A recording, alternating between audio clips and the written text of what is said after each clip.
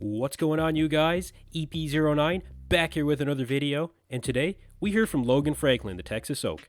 Logan recently released details during an interview with Muscular Development about his decision to part ways with his former coach Milos Sarcev and coach himself moving forward. I think, these coaches, these gurus overcomplicate things, and well, I'm sick of going another year. Keone Pearson recently posted a physique update on his Instagram, as we are about 6 weeks post-Olympia 2022, but Keone captions this post saying he is currently 50% vegan. And does the name Mike Tornebenne mean anything to you?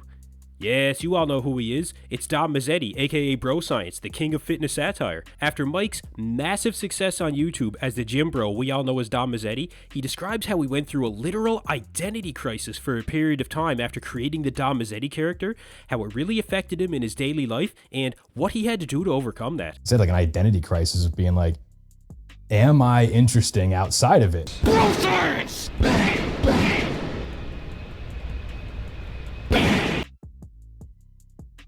So starting things off with Logan Franklin, during Logan's interview with Muscular Development, Logan mentions that his time with Milos Sarcev as his coach has come to an end. Logan plans on coaching himself moving forward, doing his own prep and diet, and I believe his own training program as well. This is what led Logan to his decision. Check it out. I had been coached by Milos for the last 2 years. Unfortunately, I have to say that I still truly feel like I've never been peaked with any coach that I've ever worked with. I think, these coaches, these gurus overcomplicate things, and well, I'm sick of going another year. Like I said, I'm putting it all into my hands now. So therefore there is no excuse. If there is anything that happened, it's on me 100%. I'm a little bit nervous, a little bit scared to do it, but I know I can. And I'm probably going to make mistakes leading into the future. But, life is about making mistakes and learning from them. And that's what I plan on doing. If I do make the mistakes, I plan on learning from them and just continuing to get back up and giving everything that I've got until I achieve what I'm after. Now, Logan goes on to say that his best look to date was when he competed at the 2021 Ironman Classic, where he took 3rd place, and also won the award for Best Poser. Logan has had a lot of anticipation around him in the last couple of years with the amount of potential he has. In fact, many have said that if Logan can really pull together a complete package, that he would be the next guy to really push Chris Bumstead for that Classic Physique title. But Logan is taking on a lot here. I'm sure everyone would remember that Logan actually pulled out of the 2022 Olympia pretty much last minute. And I will say, with all that Logan has said, you can really hear it in his voice. He does sound nervous. What Logan is doing is a lot of responsibility to take on. Part of the reason that athletes hire coaches is so they can benefit from their knowledge, of course, but I would imagine some athletes do not want that accountability to themselves, or just are simply not capable of taking on that accountability. Not having to think about what to eat, how to train, when to pose, when to add in more rest, and many other variables, of course. Taking all of that away from your thought process can definitely promote a more positive mental attitude and keep stress levels low, especially in the deep stages of prep. But Logan does seem determined to do this, even if he is nervous. Not having a coach is something that was more common back in the 90s, but this day and age, if you don't have a guru, many think that's a massive mistake and basically solidifies your failure at competitions. I don't necessarily agree with that though. Just look at James Hollingshead. James prepped himself for the 2022 Olympia, and although he took 16th place, James has said that this is the best package that he's brought to the Olympia stage. He did it himself, and he was extremely satisfied and proud of himself for doing it. And this was James's first time to prep himself as well through the 2022 season. So without a doubt, he learned a lot and will make improvements moving forward. So you really just never know. Maybe this is exactly what Logan needs in order to really bring his physique to the next level. There's a lot to be said for being accountable to yourself and no one else, and it seems that Logan is not just growing physically, but I think mentally as well. Maybe this is just what he needs. It looks like Keone Pearson is finding what he needs to make the most of his 2023 season as well. Keone recently posted a physique update on his Instagram where he mentions that he is focusing on his health, as many do after the competition season, but Keone says that he's currently 50% vegan. I was initially kind of confused, but I was a bit intrigued by this too. So this raised a couple of questions for me, really. Number one, how does one achieve 50% vegan status? Is half of his meals throughout the day strictly vegan? Does each meal simply include 50% vegan choices? Does Keone plan on going 100% vegan? Is 50% vegan even a thing? Alright, now, look, I'm just joking around here a bit with that last one. Vegans should be used to a bit of fun poked at them by now, though. Now, look, I'm not a vegan, I haven't tried veganism, I have respect for vegans, of course, but from what I think I know anyway, I think vegans would argue that you're either 100% vegan or you're not vegan. So I was, like I said, genuinely curious about this 50% vegan thing. Or, look, maybe I'm just reading into this a bit too far, and you know what? I probably am. But either way, it looks like it's working for Keone so far, and any efforts to be healthier in professional bodybuilding should be applauded.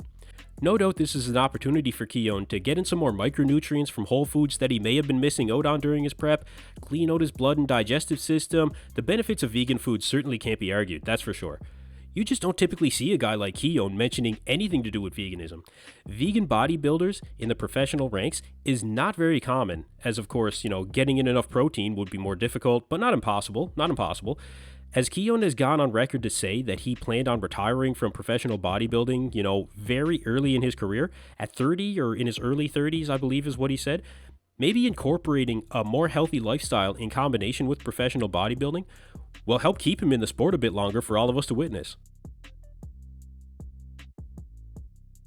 So one guy who all of us have witnessed for many years and needs no introduction is Dom Mazzetti from BroScience.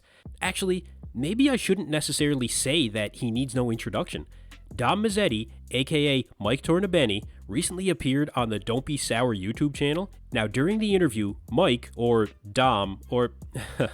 See, this is even weird to me. Okay, just let me explain before I show you guys this next clip. This is how we all know Mike Tornebenne. And this is how we have known him since the beginning of his rise to, weekly viral success on YouTube. You guys all know the videos. Every single gym bro, fitness enthusiast, influencer, anyone in the fitness space knows BroScience and has watched every single video, frankly. Mike goes on to describe how his rise to success with Dom Mazzetti actually left the person that he is, the actual person, Mike Tornebenne, to almost be secondary to how he perceived himself in a lot of ways, because in all of his social interactions, all of them, he was Dom. And when he wasn't Dom, people were legitimately disappointed that he was a human being outside of Dom Mazzetti. Check out a couple of clips from the interview here. Do people call you Dom, or they don't even know your name? It's a mix now, like I said earlier, Dom exclusively, and they're surprised to hear my name is Mike. Now more people know. First of all, is it frustrating that whenever people talk to you, they're just like, tell me about Dom. Tell me about Dom Mazzetti.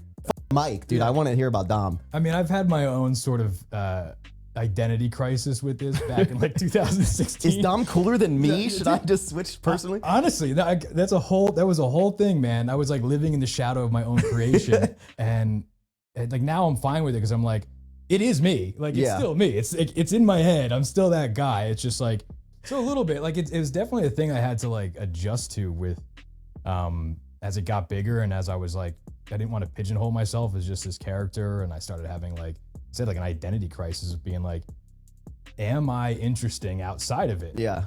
We were joking earlier about finding yourself, and I kind of had to. I was I created this character that kind of just got away from me. It just blew up, and it was I'm really nothing like this in a lot of ways. All of this really was an interesting perspective, and I do encourage you guys to go watch the entire interview. I'll put a link down below for you guys. Can you imagine you live your whole life as one person, and this is who you're used to presenting, you just for who you are, but then this situation happens where you're not only expected to be a completely different person that you've created, but you actually start to believe that you need to be that person. All at the same time, processing your rise to success and how to navigate that after grinding and dreaming and conceptualizing for so many years. Then all of your dreams come true in a very short period of time. I mean, think about it. You have massive success as a character, you go out in public, and people want to see that character. Then couple that with the fact that when they don't see that character and you don't meet their expectations, they see you as a lesser person. But you can't just let that character go, because the character is what maintains your lifestyle, and it is what will help you achieve your goals. I never would have thought about these things if I didn't watch this interview, and it really made me think, So Mike ended up going through a literal identity crisis with all of this, and all the while making the most viral content consistently on YouTube every week for years. You know, I really hope that by watching the interview that you guys gain a new appreciation for what it took to make those videos. This guy went to film school, he grinded it out on YouTube for like 10 years before he really hit it big, and yeah, I definitely encourage you guys to go watch the whole interview. But I bet you by the time you're done of it, you'll want to go back and watch a few BroScience videos too. I know I did. I would say, if I had to choose a favorite, that this one was definitely mine.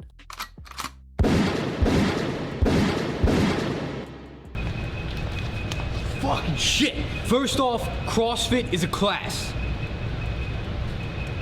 I should just stop there. CrossFit is ideal for building cardiovascular endurance. Or as I like to call it, the ability to lose gain.